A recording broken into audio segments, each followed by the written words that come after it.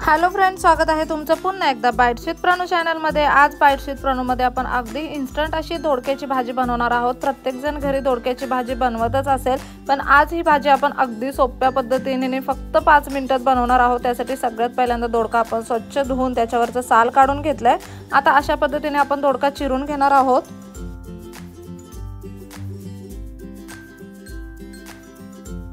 आता ही भाजी ना आपण कुकर मध्ये बनवायची आहे। त्यासाठी सगळ्यात पहिल्यांदा कुकर मध्ये आपण साधारणतः 2 ते 3 चमचे इतकं तेल घेतलेलं आहे। व्यवस्थित तेल लागतं ह्या भाजीला, तरच भाजी चांगली लागते, नाहीतर दोडक्याची भाजी उग्रच लागते खाताना। त्यानंतर त्यामध्ये बारीक चिरलेली लसूण आपण टाकलेले आहे। साधारणतः 4 ते 5 लसणीच्या पाकळ्या घेतल्यात। 1 चमचाभर जिरा आणि मोहरी टाकलेला आहे। यामध्ये ना आता आपण थोडासा बारीक चिरलेला कांदा आणि टोमॅटो टाकलाय। आवडीप्रमाणे कमी जास्त कितीही टाकू शकता।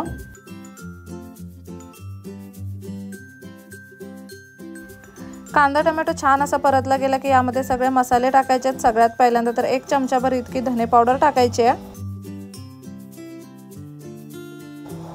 अर्धा चमचा गरम मसाला टाकायचा आहे। अर्धा चमचा जिरे पावडर टाकायची आहे। त्यानंतर आपल्याला यामध्ये साधारणतः 2 चमचाभर इतका कांदा लसूण मसाला टाकायचा आहे। छोटे चमचे भरून टाकलाय आपण इथे। त्यानंतर पाव चमचा हळद टाकायची आहे। आता आपण इथे 1 चमचाभर इतका गोडा मसाला घेतलेला आहे। हा अंबारीचा गोडा मसाला आपण घेतलेला आहे, तो यामध्ये टाकूया। हे सगळे मसाले व्यवस्थित मिक्स करून घेऊयात। आज ना बाजूला कन्स्ट्रक्शनचं काम चालू आहे, त्याच्यामुळे मध्ये मध्ये मशीनचा आवाज येतोय। त्यानंतर आपण यामध्ये दोडका टाकणार आहोत चिरून घेतलेला, आणि त्यानंतर ना यामध्ये मुगाची डाळ टाकायची। मस्त अशी धुवून घेतली मुगाची डाळ आपण। साधारणतः 2 मोठे चमचे भरून आपण यामध्ये मुगाची डाळ टाकलेली आहे। हे सगळं आता व्यवस्थित मिक्स करून घेऊयात। आता दोडका शिजला जाईल इतपत पाणी आपल्याला यामध्ये टाकायचं आहे। त्याआधी सर्वात पहिल्यांदा मीठ टाकून घेऊयात। आपण यामध्ये आवश्यकतेप्रमाणेच मीठ टाकलेलं आहे, कारण कांदा लसूण मसाल्यामध्ये सुद्धा ऑलरेडी मीठ असतं। तुम्हाला जर पातळ भाजी करायची असेल तर पाणी थोडंसं जास्त टाकू शकता, किंवा सुकी भाजी करायची असेल तर थोडंसंच पाणी टाका। दोडका व्यवस्थित शिजला जाईल इतपतच पाणी आपल्याला यामध्ये टाकायचं आहे।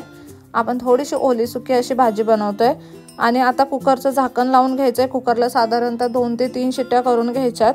प्रत्येकाचा कुकर वेगवेगळा असतो। काहींच्या कुकरला जास्त शिट्ट्या कराव्या लागतात, काहींचे कुकर चांगले असतात तर कमी शिट्ट्यांमध्ये सुद्धा अगदी व्यवस्थित शिजलं जातं।